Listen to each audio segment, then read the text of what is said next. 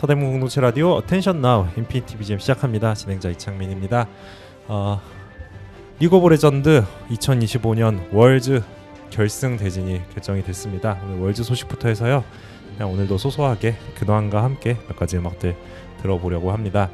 첫 번째로 들을 곡은요. 월즈 결승에 진출한 두 팀 중 KT 미드라이너 BDD 선수가 좋아하는 곡입니다. 브레이브하트 디지몬 어드벤처 OST 듣고 오겠습니다.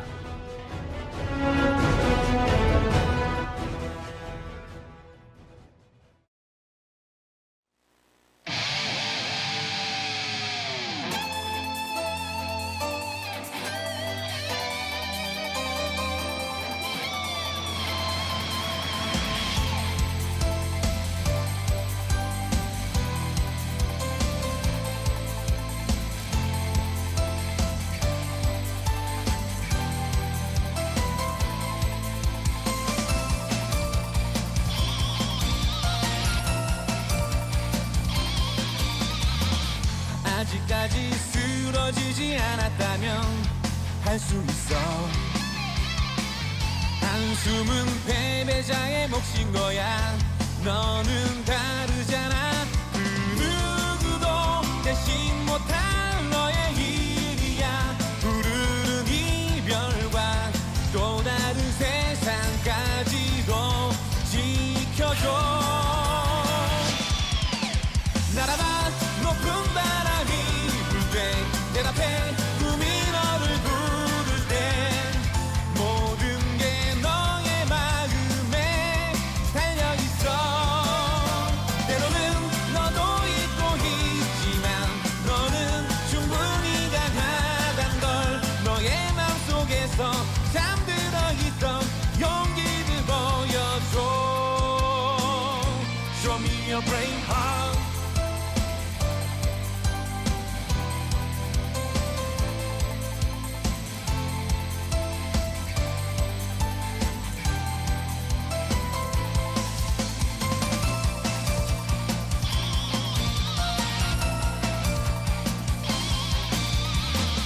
차가워진 비에 젖은 날이라도 갈 수 있어. 우산 속 자그마한 공간만이 허락된다 해도 그 누구도 안내 못할 너의 길이야. 저 길에 넘어는 너만의 꿈을 밝혀서 가야 해. 뛰어가 거센 빛 속을 뚫고 바라봐 구름 너머 하늘을. 조금 더 강해진 너를 만나도록. 아무도 안아주지 않지만 너는 충분히 잘해온 걸. 너의 눈 속에서 빛나던 꿈을 세상에 보여줘. Show me your brave heart.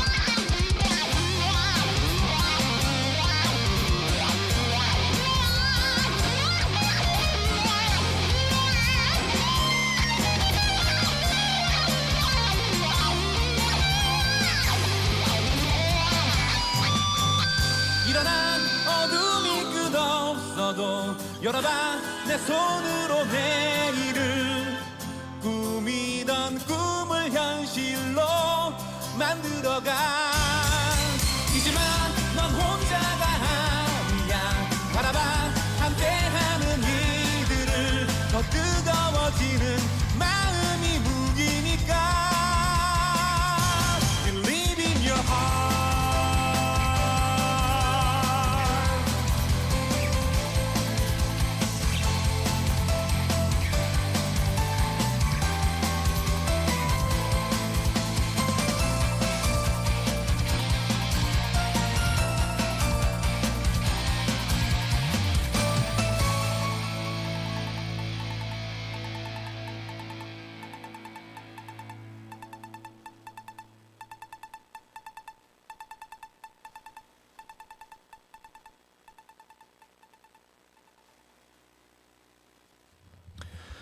네, 역사의 길이 남을 레전드 업셋이 발생했습니다.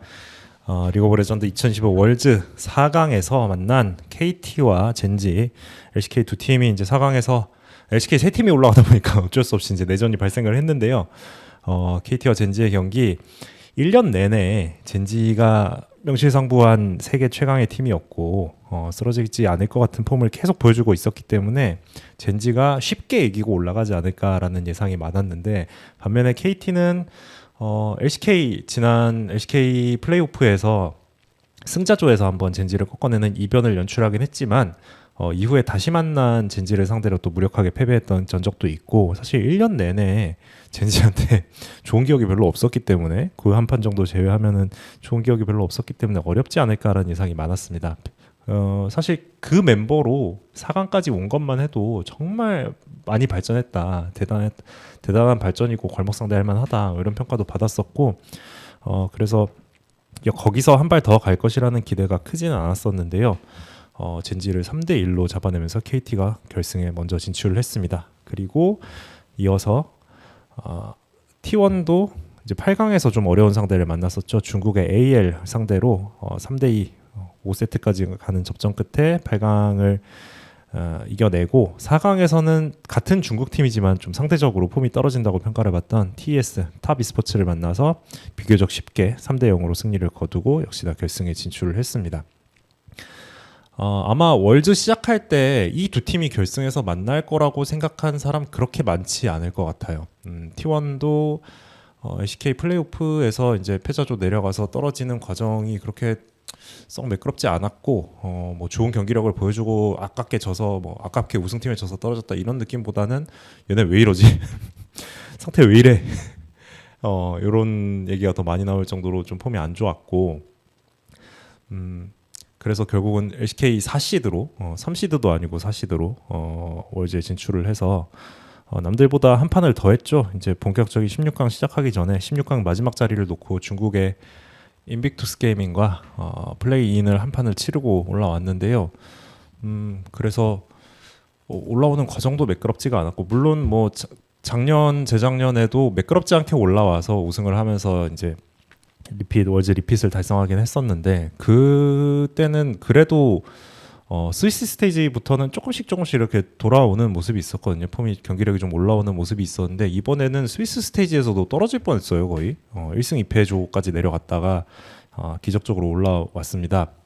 1승 2패조 내려가는 과정을 보면 막 대만의 날굴 플라잉 오이스터한테 져가지고 막 1패조로 내려가기도 하고 아무튼 험난했고 그래서 8강에서 AL을 만났을 때 AL 과연 이길 수 있을까 T1이? 지금 AL 스위스 스테이지에서 단판이었지만 젠지를 상대로 한 판을 이겼던 AL을 이기고 올라올 수 있을까 했었는데 어떻게 그 5세트까지 끌고 가가지고 결국은 꾸역꾸역 이기고 올라왔습니다. 4강은 사실은 탑 e스포츠랑 대진이 잡혀서 이거는 질 거라고 생각한 사람이 그렇게 많지 않았을 거고 중국 분들도 아마 크게 기대 안 했을 것 같고요. 여기는 4강은 어쨌든 3대0으로 뭐 과정이 어찌 됐든 조금씩 폼을 회복하면서 꾸역꾸역 엄청나게 많은 경기를 치르고 올라왔습니다. KT는 그 LCK 플레이오프에서 그러니까 국내 리그 이제 그 가을 롤에서 젠지를 한 판 잡는 이변을 만들어냈던 것 덕분에 오히려 T1보다도 높은 순위 3시드로 이제 월즈에 안착을 했죠. 그런데 스위스 스테이지에서부터 심상치 않았습니다. 뭐 대진이 좀 편한 대진이 걸린 것도 있긴 하지만 어쨌든 간에 3승 0패 스위스 스테이지를 빠르게 탈출을 했고요. 3경기 만에. 그리고 이제 8강을 전 세계 16개 팀 중에 가장 먼저 8강을 확정을 해서 올라왔죠. 올라와서 역시나 8강에서는 조금 그래도 쉬운 상대를 만나서 플라잉 오이스터, 대만의 플라잉 오이스터 날구를 만나서 3세트 만에 3대0으로 또 이기고 4강에 진출을 했고요. 다만 그 쉬운 상대를 만난 것은 맞지만 3대0은 좀 놀랍다. KT가 폼이 좋구나. 이런 생각을 좀 하긴 했습니다. 왜냐면 날굴이 어쨌든 간에 뭐 T1을 어쨌든 이긴 팀이고 중국 팀들 상대로도 밀리지 않는 저력을 보여줬고 그래서 오랜만에 대만 롤에 아주 빛을 이렇게 쪼여준 그런 대단한 팀이어서 3대0은 예상을 못했는데 3대0으로 이제 어쨌든 잘 이기고 올라왔고 젠지랑 4강이 잡히면서 올해 KT 여기까지구나 잘했다 진짜 BDD가 고생 많았다 이런 생각을 했는데 젠지를 3대1로 잡아버렸어요. 와, 지금 놀라운 그 결과도 놀라웠고 과정도 그동안 KT 하면은 떠오르는 것은 이제 BDD 해줘였는데 미드라이너인 베테랑 BDD 선수가 사실상 다른 라인들의 약점을 거의 혼자서 커버하면서 이제 팀을 여기까지 끌고 왔었는데 월즈 들어서는 이제는 다른 선수들이 좀 보답을 하는 느낌이 들었습니다.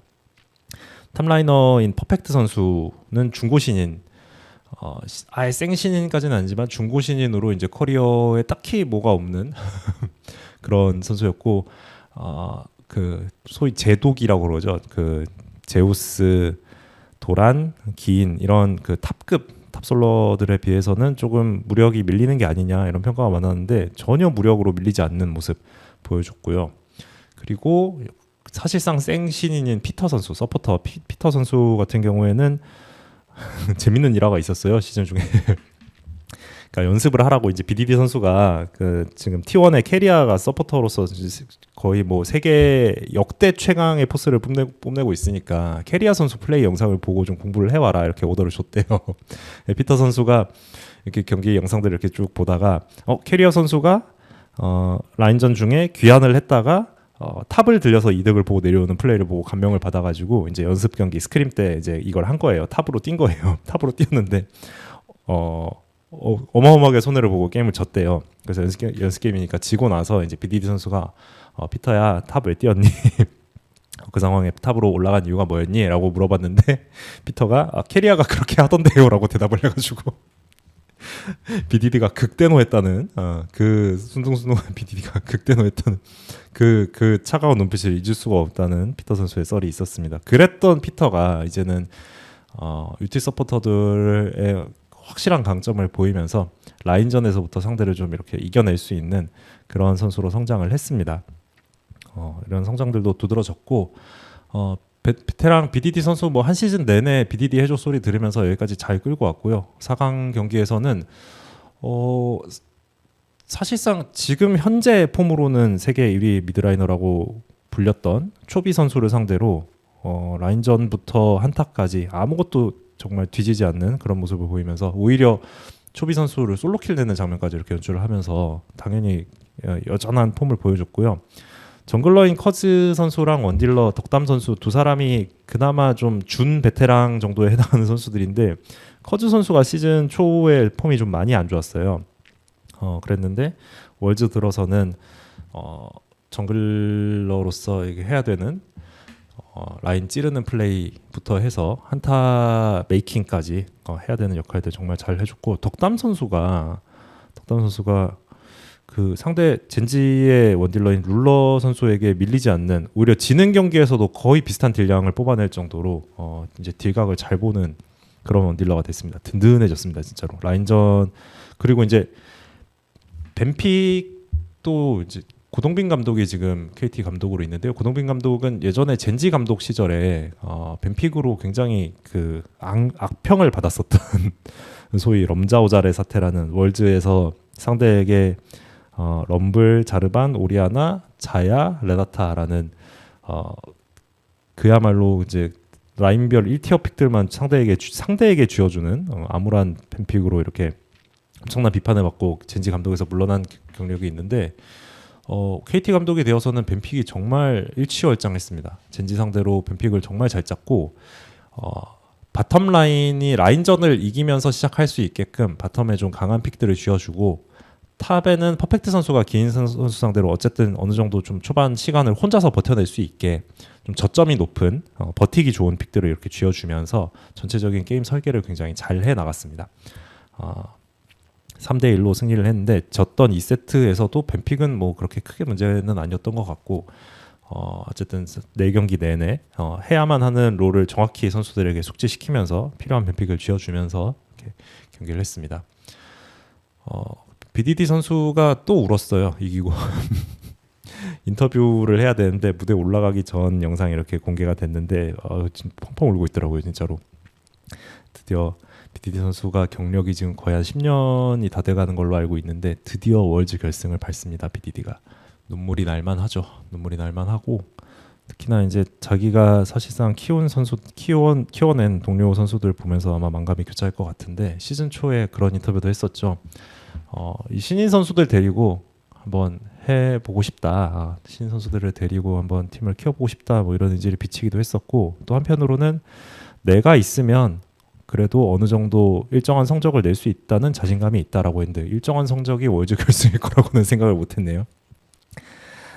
KT가 밟아온 길, 올 시즌 밟아온 길을 보면 시즌 시작하던 봄에는 공동 8위로 시즌을 시작을 했습니다. 10팀 중에 공동 8위. 근데 공동 8위가 3팀이었거든요. 그러니까 사실상 꼴찌로 시작을 한 거죠. 그리고 이제 시즌 중반에 분기점이 한번 있었는데 10팀을 이제 5팀으로 두 그룹으로 쪼개서 상위 팀들, 상위 5팀이 레전드 그룹, 하위 5팀이 라이즈 그룹으로 이렇게 갈라져 가지고 스플릿을 하는 경기를 하는 요런 라운드가 있었는데요. 요때 이제 레전드 그룹으로 올라가냐 마냐 5위 끝자락에 걸쳐가지고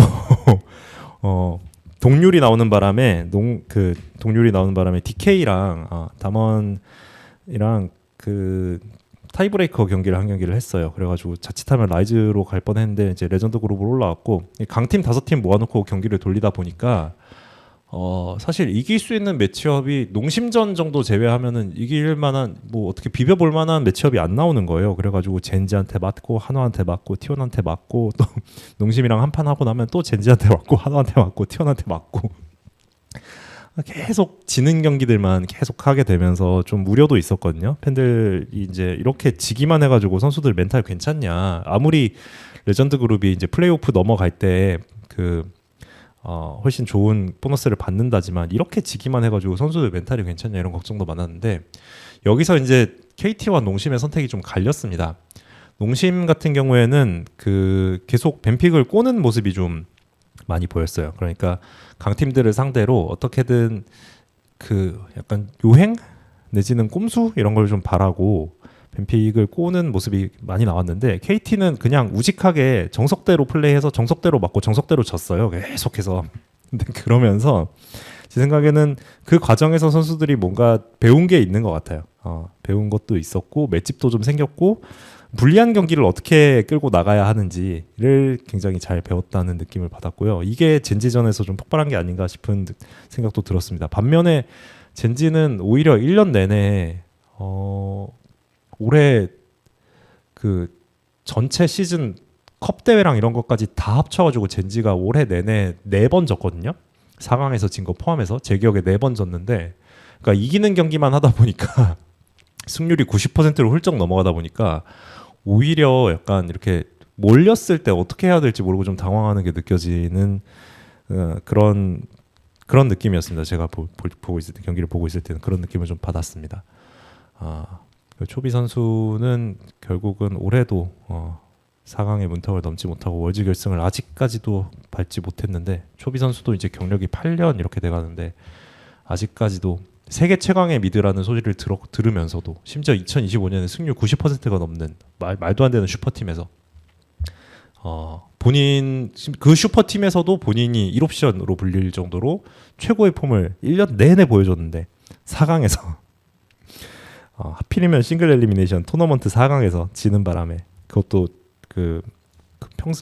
평생 안 당하던 솔킬까지 당하면서 지는 바람에 아마 충격이 좀 많은 것 같았습니다. 사실은 보고 있기 좀 안타까운 생각까지도 들었고, 젠지가 좀 져야 젠지가 좀 지는 경기가 있어야 전체 대회가 좀 재미가 있을 텐데라는 생각을 하면서도 질 거라는 생각을 전혀 안 하고 보고 있었는데, 지고 나서 약간 넋이 나간 표정을 보고 있으니까 좀 안쓰럽기도 하더라고요.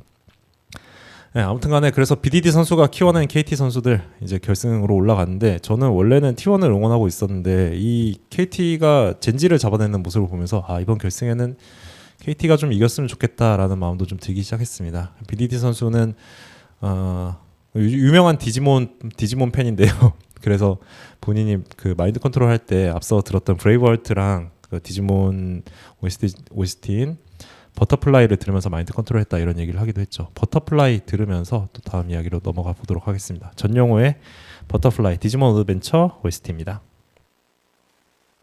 그래 그리 쉽진 않겠지. 나를 허락해준 세상이란 손쉽게 다가오는 편하고도 감미로운 공간이 아냐. 그래도 날아오를 거야. 작은 날개짓에 꿈을 담아 조금만 기다려봐. 오마.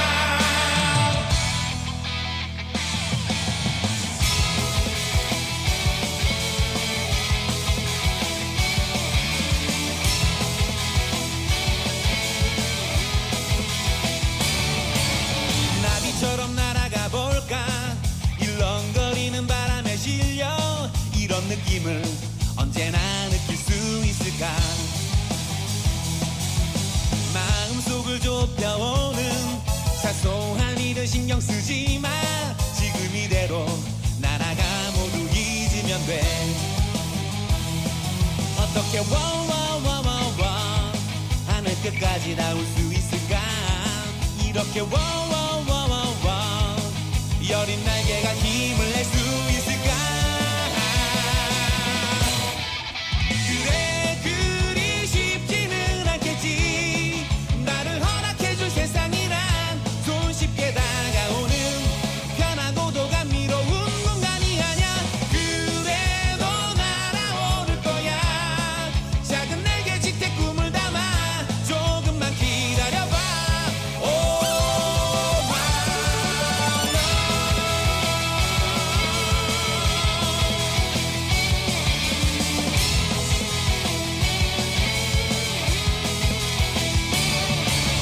나비처럼 날아가 볼까.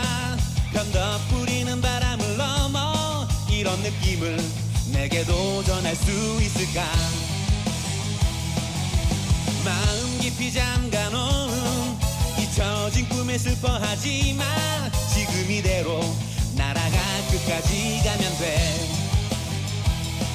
어떻게 워워워워워 비바람 속을 견딜 수 있을까.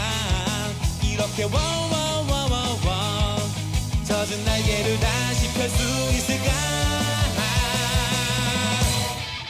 그래 그리 쉽지는 않겠지. 내가 허락받은 시간이란 오래전 기대만큼 평화롭고 희망찬 시대가 아냐. 그래도 날아오를 거야. 작은 날개 끝에 힘을 더해 조금만 기다려봐.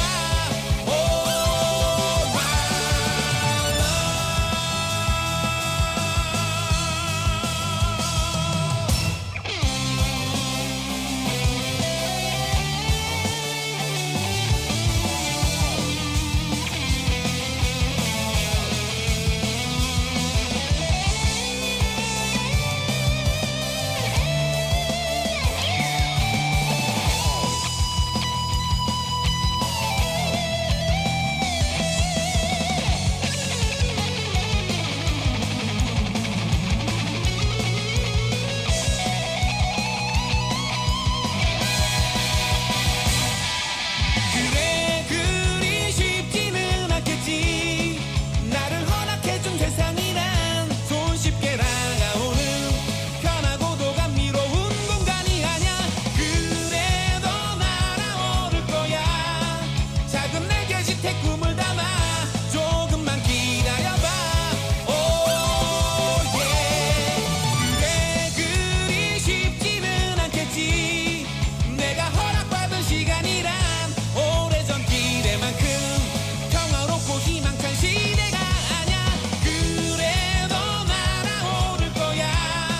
작은 날개 끝에 힘을 더해 조금만 기다려봐.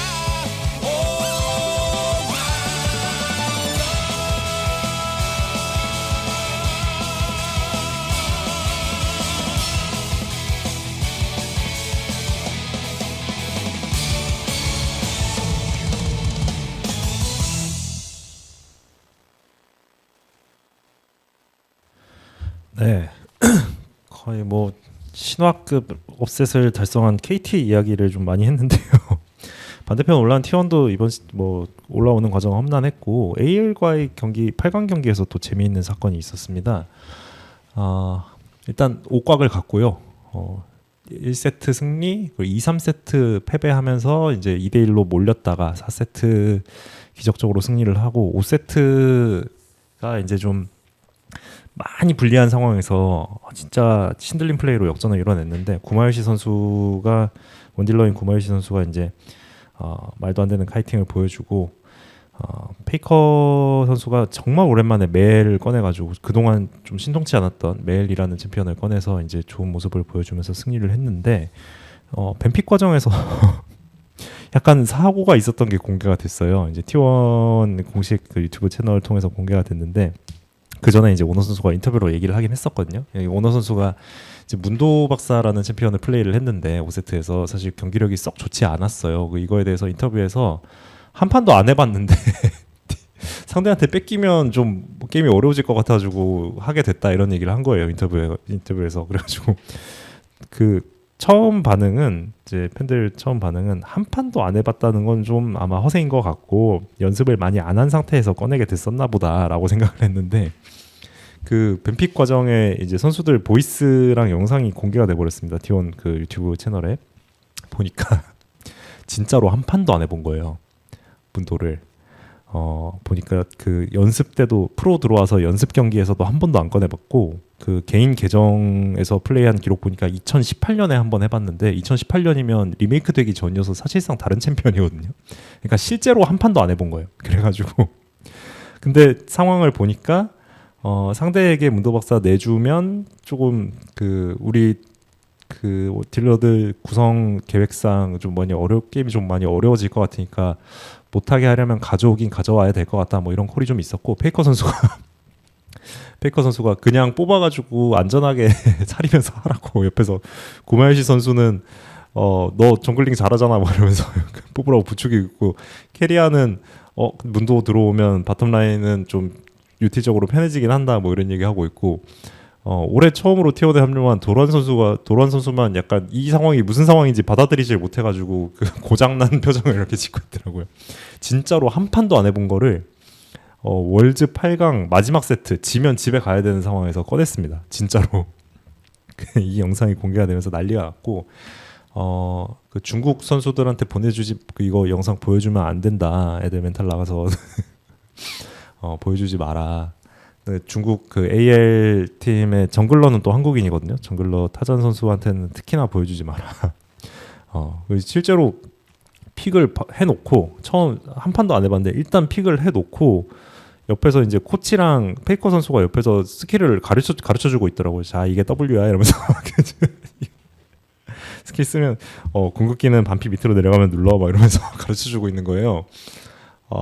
이렇게도 이기는구나. 이게 그러고 나서 이제 경기 끝나고 꾸역꾸역 이겨내고 나서 도란 선수가 인터뷰에서 그 T1에 와서 올해 처음으로 T1에 와가지고 다른 4명의 선수들에게 위닝 멘탈리티를 배웠다 뭐 이런 얘기를 했었는데 그게 이제 재조명이 되면서 위닝 멘탈리티라는 게 굉장히 곱게 포장해준 멘트였구나. 옆에서 정신 나간 사람들 이상한 소리 하고 있는 거 듣다가 그걸 이제 위닝 멘탈리티로 잘 포장해준 거였구나. 뭐 이런 반응도 있었습니다. 대단하죠. 강심장들이에요, 진짜로. 그 리그 오브 레전드 아이템에 강철심장이라는 아이템이 있는데 이 강철심장을 다들 그냥 아이템이 아니라 실제로 가지고 있는 그런 선수들인 것 같습니다. 실제로 그래서 문도를 꺼내서 오너 선수 정글러인 오너 선수는 문도 처음 해보는 문도로 정말 그냥 헤매는 모습 누가 봐도 이제 사실을 알고 나서 보니까 하고 이해가 되는 정말 말도 안 되는 그 삽질을 경기 내에서 거듭했었는데요. 근데 반면에 대신에 상대에게 문도가 있었으면 어떤 상황이 펼쳐졌을까 생각해 보면 굉장히 어려운 경기가 됐을 것 같거든요. 그런 점에서 이게 그냥 단순히 만용 이런 게 아니라 페이커 선수가 계산이 빠르다라는 생각도 좀 들었습니다. 그러니까 오너 선수가 숙련도가 없는 문도를 꺼내서 헤매서 봐야 되는 손해 그리고 상대한테 문도가 들어갔을 때 우리가 팀적으로 봐야 되는 손해를 그 상황에서 빠르게 저울질해서 결론을 내고 시킨 게 아닌가.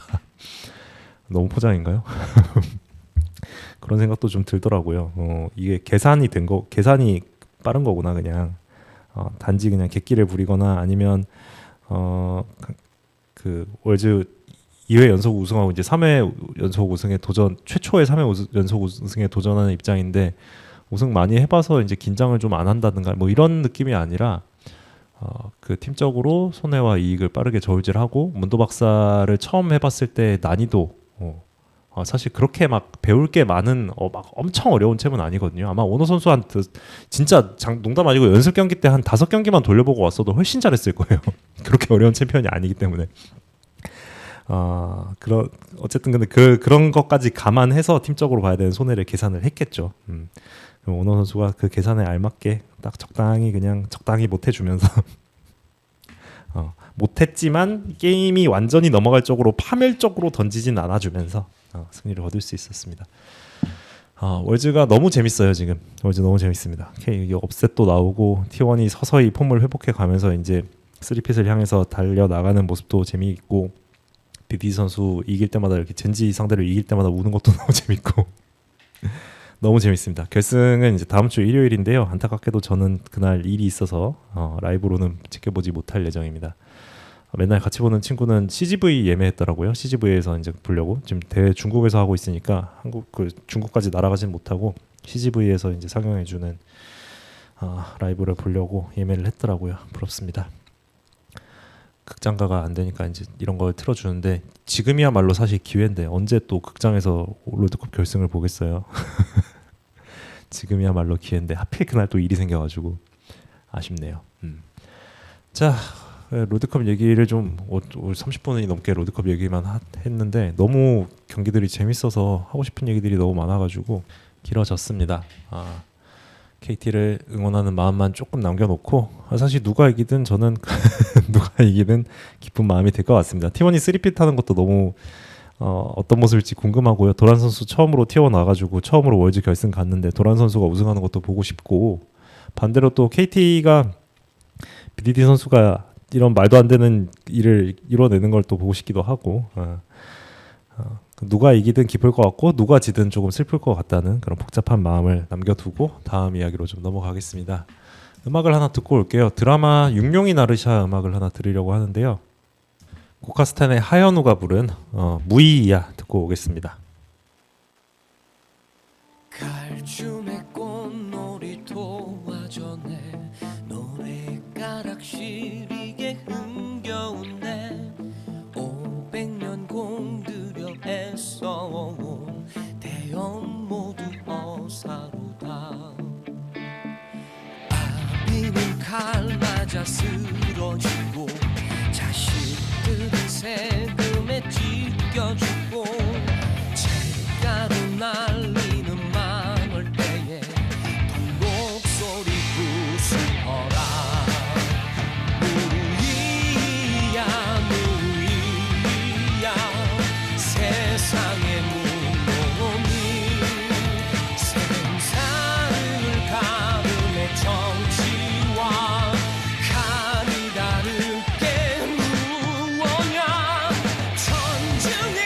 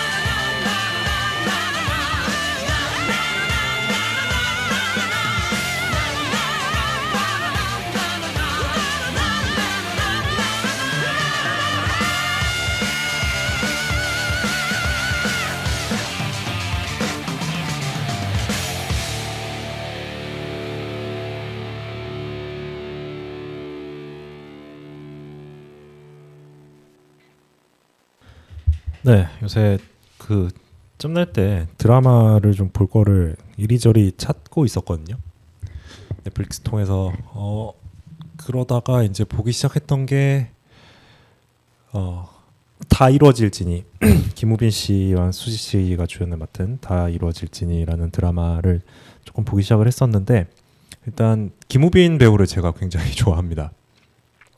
언제부터 좋아했냐면 예전에 그 상속자들에서 최영도 역할 맡았을 때부터 그 상속자들 드라마 보신 분들은 다들 기억하시겠지만 대사가 구어체 대사가 없어요.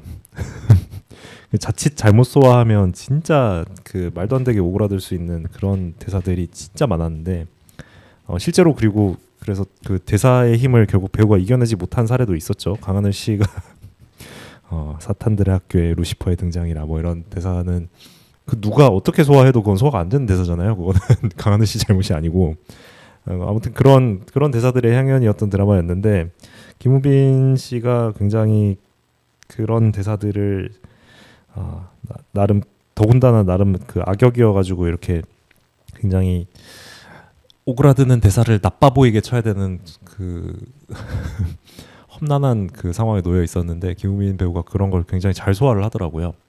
악역이면서도 심지어 학교폭력 가해자인데 드라마 내에서 학교폭력 가해자인데 나중에 이렇게 좀 반성하고 사람이 달라지고 뉘우치고 이런 과정이 설득력 있게 잘 설득력 있어 보이면서도 캐릭터가 너무 밉상이지 않게 이렇게 잘 소화해내는 그런 게 너무 좋았는데 아무튼 최영도 그때 이제 상속자들 드라마를 제가 군대에서 봤었는데 저희 생활관 네 사람이 생활관 같이 있었는데 넷 다 영도파였던 것 같습니다.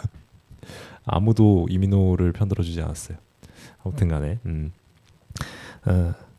그때부터 이제 김우빈 배우 좋아했었는데 중간에 이제 뭐 투병하는 과정이 좀 있었고 한동안 활동을 많이 못하는 시기가 있었죠. 그랬다가 김우빈 씨 나오는 드라마를 그래서 제가 좀 오랜만에 보게 됐는데 초반부는 재밌었거든요. 이 드라마 평가나 이런 거 좀 찾아보니까 초반부가 좀 장벽이다, 1, 2화가 좀 장벽이다, 뒤에는 재밌다 뭐 이런 얘기들도 있던데 저는 오히려 초반부는 재밌었거든요. 수지 씨가 맡은 이 사회화된 사이코패스라는 이 캐릭터도 굉장히 재미가 있었고 특히 수지 씨가 이제 옥상에서 진이랑 이렇게 서로 투닥투닥 진이 발로 차가지고 건물에서 떨어뜨렸다가 목 졸리는 장면에서 깔깔거리면서 웃는 이런 거 보면서 와 조커 같다 막 이러면서 보기도 했는데 아무튼 초반부는 재밌게 보고 있었는데 오히려 저는 후반부 가니까 약간 좀 식상해지면서 재미가 떨어지더라고요. 이야기는 점점 이렇게 연쇄살인범 잡아내는 이야기부터 해가지고 숨겨진 과거 이런 떡밥들이 계속 나오는데 이 떡밥들이 풀려가는 과정에 막 흥미가 돋는 게 아니라 저는 그냥 약간 좀 무덤덤해지더라고요. 보고 있으니까 뭐 그냥 그런 이야기겠지 뭐 이러면서 그래서 오히려 후반부가 재미가 떨어져서 한 8화 9화쯤에 제가 멈춰놓은 상태고 끝까지 안 보고 좀 멈춰놓은 상태고 다시 시작하게 될지는 잘 모르겠습니다. 그래가지고 멈춰놓고 뭐 진짜 요새 좀 이렇게 자극적인 걸 좀 보고 싶은데 뭐 없나 이러고 찾다가 찾은 게 10년 전 드라마인 육룡이 나르샤를 발견을 했어요. 육룡이 나르샤를 제가 처음부터 끝까지 정주행을 해본 적이 한 번도 없거든요. 50부작이던데 막 짤로 보고 막 주요 장면들 이렇게 보고 막 이런 적은 있는데 한 번도 전체 드라마를 본 적이 없어요. 육룡이 나르샤를. 저는 사실 퓨전 사극을 한동안 또 꽤 안 좋아하기도 했었고 근데 이제 최근에 생각이 바뀐 게 그 폭군의 셰프 보면서 퓨전 사극에 대한 생각이 좀 바뀌었거든요. 그냥 다 내려놓고 보면 재밌게 볼 수 있구나. 드라마가 잘 내려놓게 해주는 게 되게 중요하구나. 이렇게 좀 생각이 바뀌게 됐는데 그래서 퓨전 사극 육룡이 나르샤를 좀 시작을 하게 됐습니다. 아직 많이 보진 않았고 앞에 한 3화 정도 본 상태인데 보게 된 느낌은 시간 진짜 잘 갑니다. 보고 있으면 시간 진짜 잘 갑니다. 듣고 오신 곡은 이제 무이이야라고 한 그 드라마 2화에 나온 음악인데 무이이야가 이제 맹자에 나오는 이야기더라고요.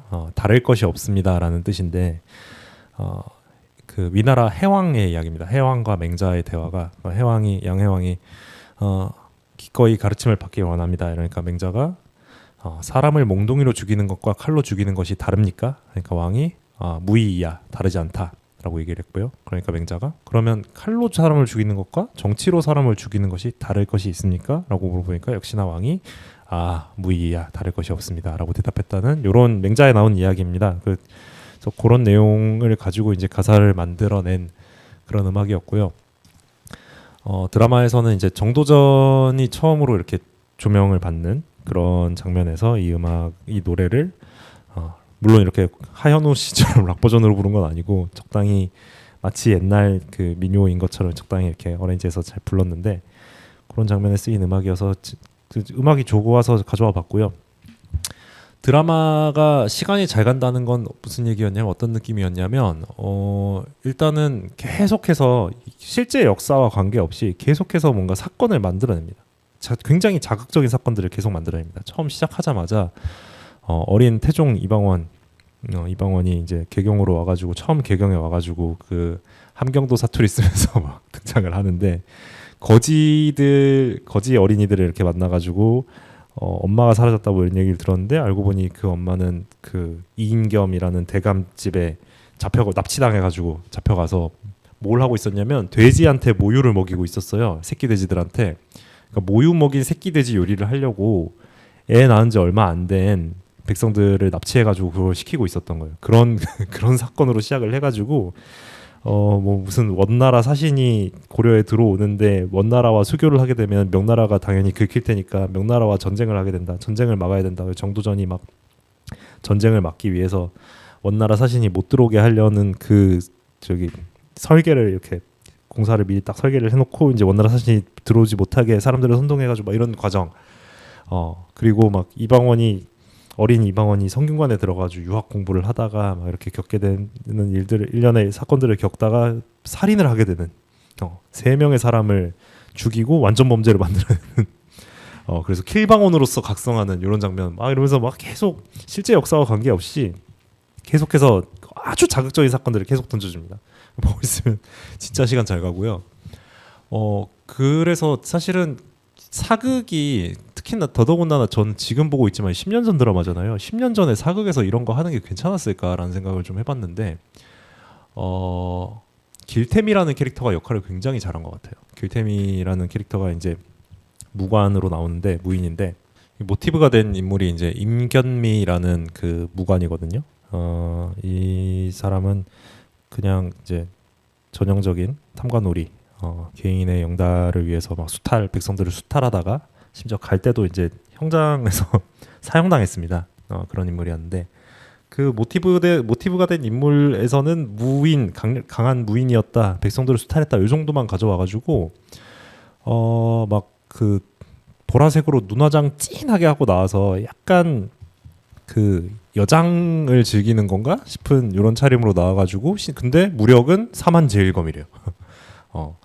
그 길태미가 등장할 때마다 뭘 해주냐면 저를 확 끄집어내줍니다. 그러니까 뭐냐면 드라마 보고 있다가 예를 들면 원나라 사신이 들어와서 원나라랑 수교하게 되면 명나라가 고려와 전쟁을 할 것이다. 뭐 이런 얘기를 막 하는데 보면서 여말선초에 원나라랑 국교가 끊어졌던 적이 있었나? 내가 모르는 뭐가 있나? 그걸 검색을 해봐야 되나? 이러고 있는데 길태미가 길태미가 눈화장하고 이렇게 딱 나오는 순간 얼굴 보고 있으면 내가 지금 이걸 보면서 생각을 하고 있었고 생각이라는 걸 하고 있었구나. 잘못 보고 있었다. 생각하지 말아야지. 다시 이렇게 딱 돌아가게 되는 효과가 있어요.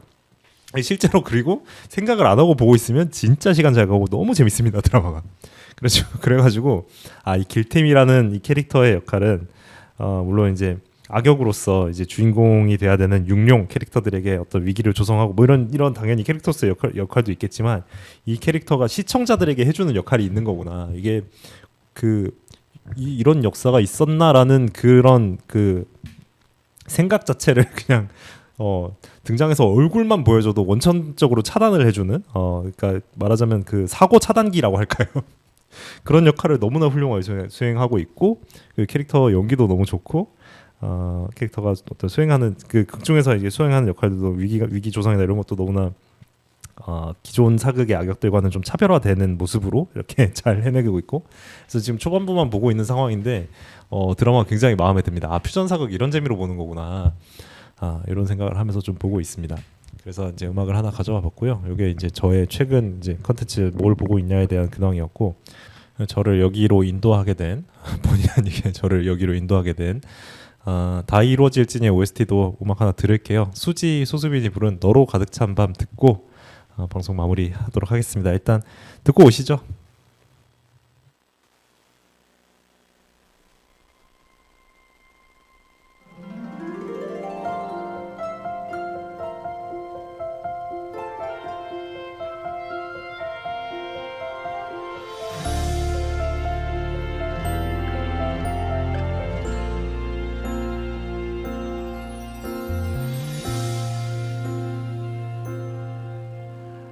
어두운 밤 깊은 어둠 저편에서 알 수 없는 끌림에 가까워지네. 차디찬 밤 따스함 가득 밀려와 이젠 닿을 것만 같아.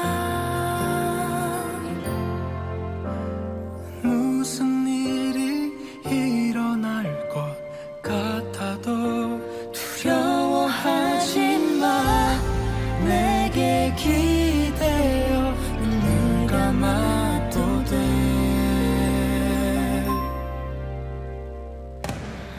우리 밤하늘을 날아 멈춰있는 구름 사이 지금 이 순간을 수놓아 멀리 비춰오는 달빛 속에서 그대의 눈동자 하늘 같아. 나를 감아보네.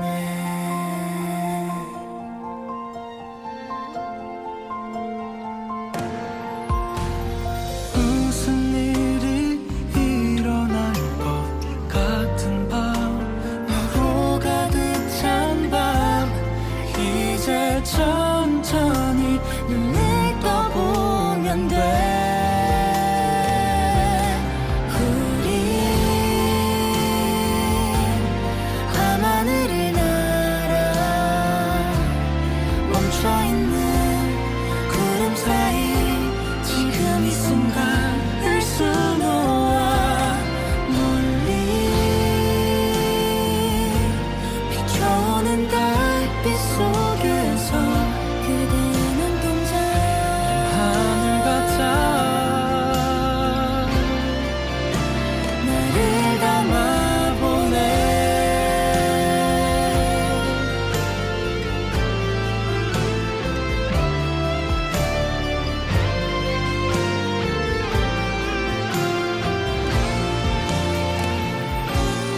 우리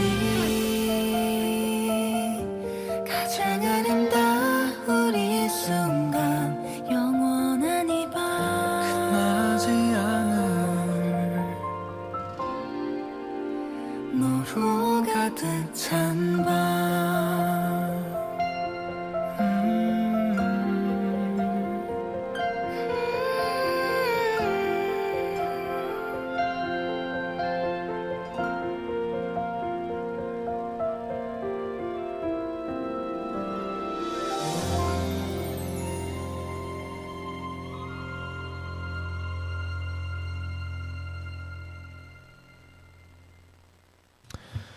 네, 음악 듣고 왔습니다. 오늘 이렇게 제가 요즘 보고 있는 것들 근황 2주 연속으로 좀 얘기를 하게 됐는데요. 롤드컵 시즌이다 보니까 롤드컵 얘기가 좀 길었습니다.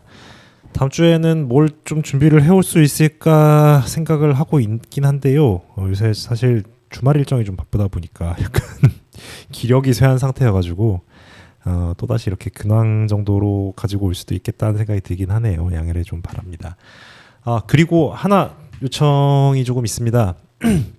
제가 이제 드라마도 좀 보고 애니메이션을 좀 보려고 진격의 거인을 보기 시작했다가 2기 한 중간쯤에 멈춰 놓은 지가 좀 오래됐는데 다시 시작하려고 보니까 약간 앞에 내용을 좀 까먹기도 했고 그리고 아직 제가 집중해서 안 봐서 그런가 싶은데 이 진격의 거인 인생 애니로 꼽는 분들 진짜 많은데 심지어는 약간 그 제 또래 약간 어르신 세대는 이제 강철의 연금술사, 그 아래 세대는 이제 진격의 거인이 인생이다 뭐 이런 얘기도 있는데 있던데 아직 제가 어디에 몰입하면서 봐야 되는지 포인트를 좀 못 찾고 있는 느낌이거든요.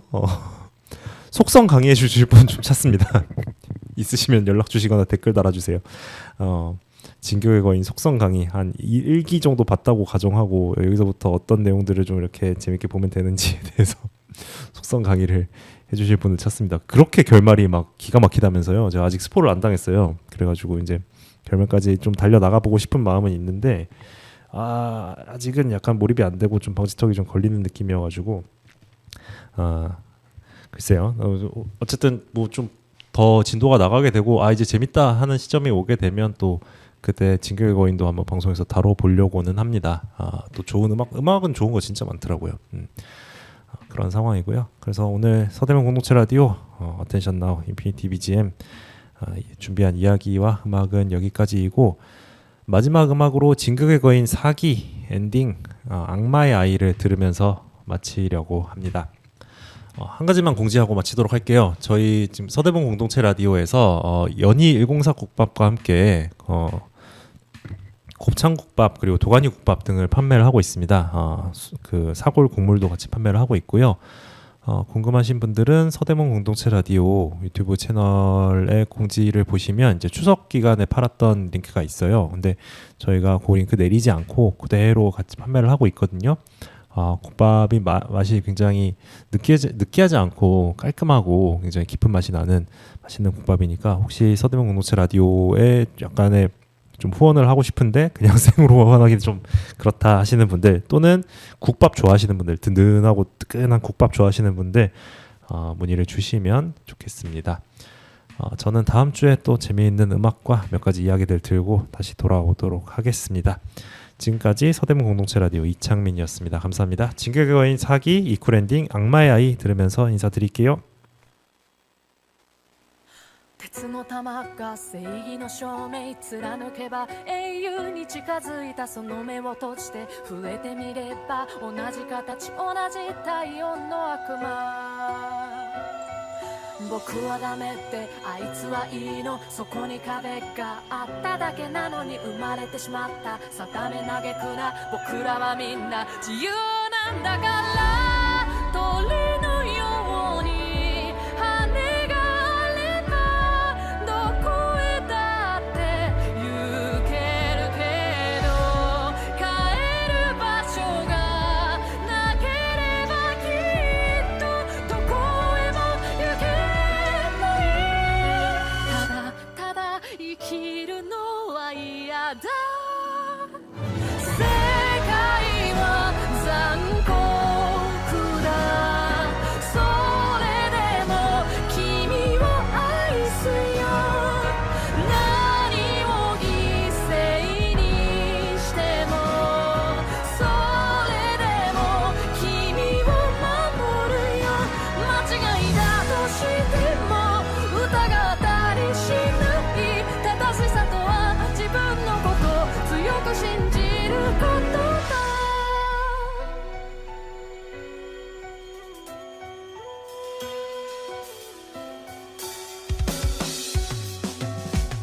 鉄の雨が降り散る情景テレビの中映画に見えたんだ戦争なんて愚かな凶暴関係ない知らない国の話それならなんであいつに組んで黒い気持ち隠しきれないわけ説明だってできやしないんだ僕らはなん